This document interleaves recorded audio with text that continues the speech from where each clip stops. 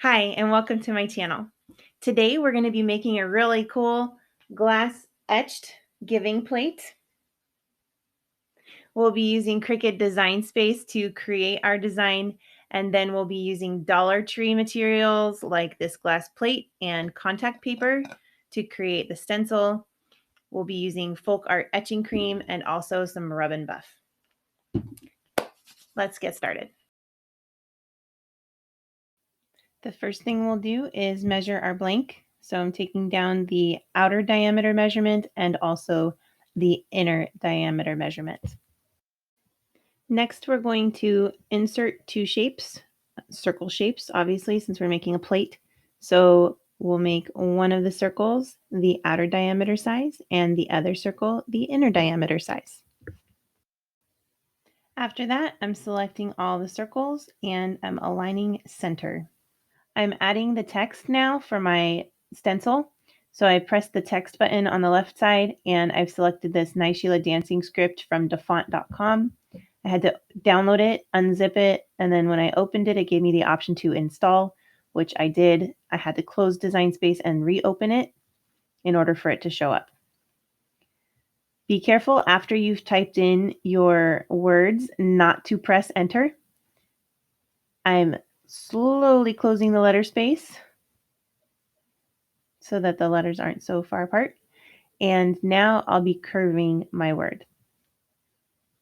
So I'm just keeping an eye on the plate template that we made and trying to match the curve. I decided that I want to make a fancy T and a fancy E. So I'm going to go down and check out my character map. Character map is an app. It happens to be on my laptop at this time. So I'm just going to match my font to Nice Sheila Dancing Script. And I'm going to search for the T and E that I want. You can insert multiple symbols at a time. See that? And then you're pressing copy, close it out, go into your text box, and you're going to Control V to insert. And mine shows up as little squares, but I remembered the order that I put them in.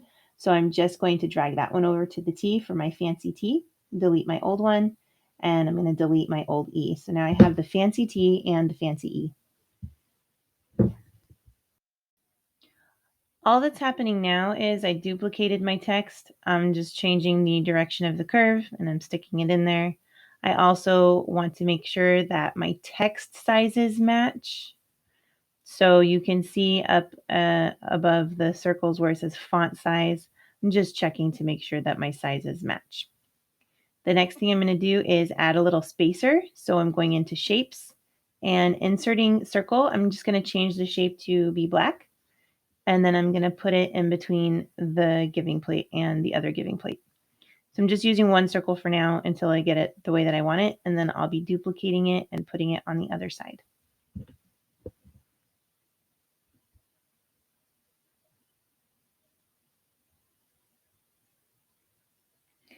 I'm also making my circle about a 1/2 inch big because, I am going to have to be weeding this out and using the etching cream, and I don't really want it to be super small. I'm selecting both of those spacers, aligning them vertically, and then selecting the text along with the outer plate form and aligning that horizontally. So before I did anything else, I just grouped it and duplicated and then hid my duplication just in case something bad happened.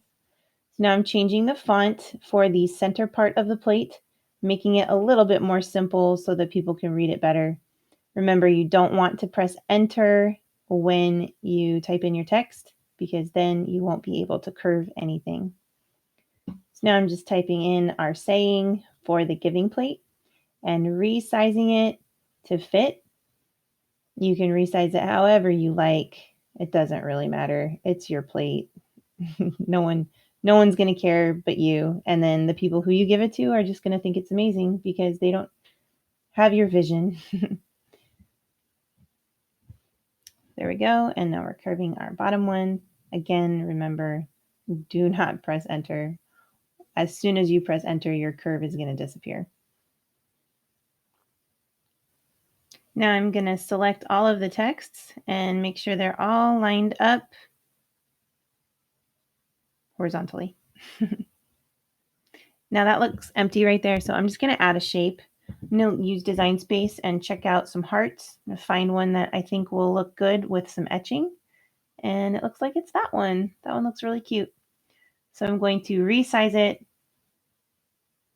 I don't really know why I duplicated. Just get rid of that one. Duplicate it once it's resized, and then I'm going to flip it so that it looks really cute. Center everything horizontally. And I decided to just kind of skew the hearts just a little bit. Looks cuter that way.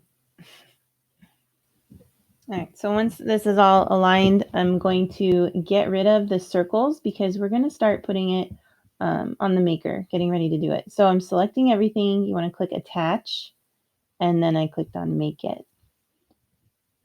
Once we're here, we want to mirror the design because it's going to go on the bottom side of the plate.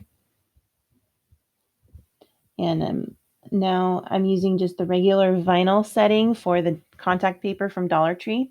I do have it on more pressure, but that's because I've been cutting a lot of cardstock and my blade has suddenly given out on me. So it's on more pressure for me, but you might want to just use the regular default pressure.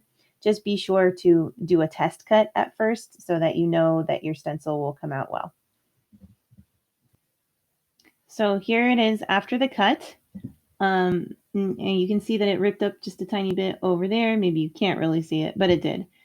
But it doesn't really matter because we're going to be weeding out the actual design and using what's left over as the stencil. So we're basically going to be taking like that letter right there, and you're going to be weeding that stuff out because you'll be putting the etching cream on top of that so that you'll be able to see the F as etched. So now I've weeded everything. You can see, you can't really see it, but I'm going to be cutting out the outer plate part and the center plate part so that it will be easier for me to lay flat on the plate when I'm done. Next, I'll be using some alcohol wipes to just kind of clean the outer part of the plate where I'm going to be placing the stencil. If you skip this part, your stencil may not adhere as well to the glass as it should. So here we are with some extra contact paper. I'm just going to cut it to match the size of the circle. And I'll be peeling off the contact paper and placing it sticky side down on top of the stencil. A trick that I've learned is to hold it like a taco. So don't fight the natural curve of this contact paper. Just kind of hold it like a little taco and put the center down first and slowly spread it towards the outer sides. I'm going to use my little scraping tool just to kind of push down the edges so that it will transfer well. And now I'm getting my little weeding tool and I'm pulling off the stencil. I'm just checking to make sure that the little tiny pieces like the center of the E, the center of the O, things like that, you'll be able to see sticking to that stencil. And it looks like I didn't really have too much of a problem. It mostly stuck.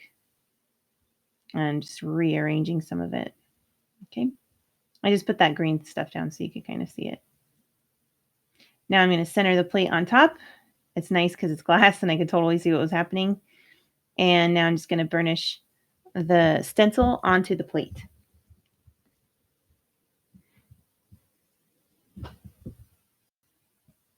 When you think it's burnished well enough, then you can start peeling off the transfer tape contact paper. Mine was kind of having a hard time sticking. I kept trying to push it down, but I ended up just using the weeding tool to keep like the little pieces down and then pressing with my fingers. Once it kind of got started, then I was able to peel it off a little bit easier. You just want to make sure that you're not losing any of the little tiny pieces, like, again, like the center of the E, the center of the A, centers of the G's, stuff like that. So I'm lining up the bottom part where it says the giving plate at the bottom. And because this is a curved surface, it's having a hard time laying flat. So one of the things you can do is cut the stencil part and just kind of help it to lay flatter. The final thing you want to do before you put any etching cream on anything is tape it. So you're going to tape down the edges that are not covered by the stencil, just because you don't want to accidentally etch your blank somewhere. Well, it's by accident, so somewhere you don't want to have it etched. So I know that I said the masking tape was the last thing, but actually, I'm just going over the edges of each letter, just making sure that it's pushed down on top of my blank. You don't want to have any etching cream sliding underneath your stencil at all. So if you can see any little places where your stencil is not attached to your blank, you want to make sure that you just kind of push it down a little bit. I also saw some places where I accidentally covered my stencil with masking tape. Um, so it's also a good opportunity for you to just double check to make sure that your stencil is going to come out really nice. Now is the fun part. I'm using glass etching cream by Folk Art. It's like this brown color. It's kind of gross. I'm using a paintbrush to apply the cream. Some people like to use foam brushes. I feel like that's kind of a waste. You get more product onto the blank using a paintbrush. Also, you can get into the little crevices on the stencils a little bit better. It is encouraged for you to use gloves. I'm only using glove on one hand because because I don't think things through all the way, I guess.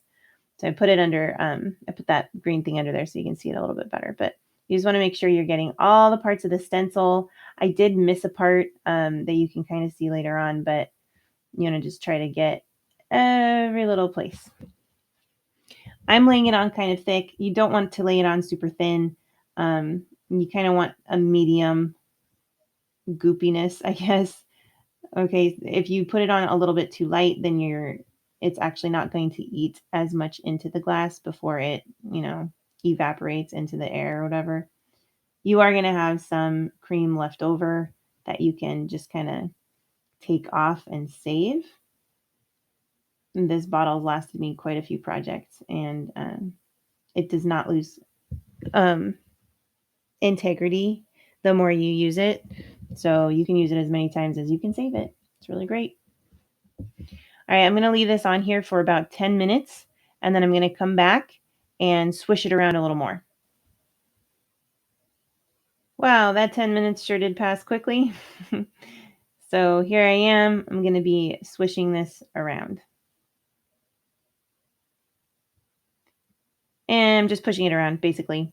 In the places where it looks like it has dried up a lot, I grabbed the places where it hadn't dried up a lot and just moved it over.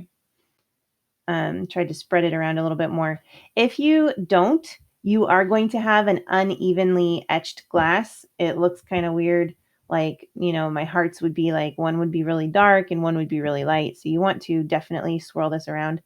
My first project, I did not swirl this around. On my second project, I also did not swirl it around. So after swirling it around a few times, I realized that was actually the best way to go. So definitely swirl your design around. You do want to be careful not to leave this on super long. You could scorch the glass. I'm not really sure what that does, but people say it scorches the glass, so I thought I might mention that. When you wash this off, try to take all the product off first. Save as much of it as you can. Definitely wash off the product. Warm water and soap works the best. You want to keep the stencil on while you're washing off the product because you don't want to get any etching chemical onto the glass that's not protected by the stencil or the tape. So 10 minutes later, I'm washing it off. Here's the finished etch. It looks pretty good, pretty even. I did miss a spot down there at the bottom, but that's okay.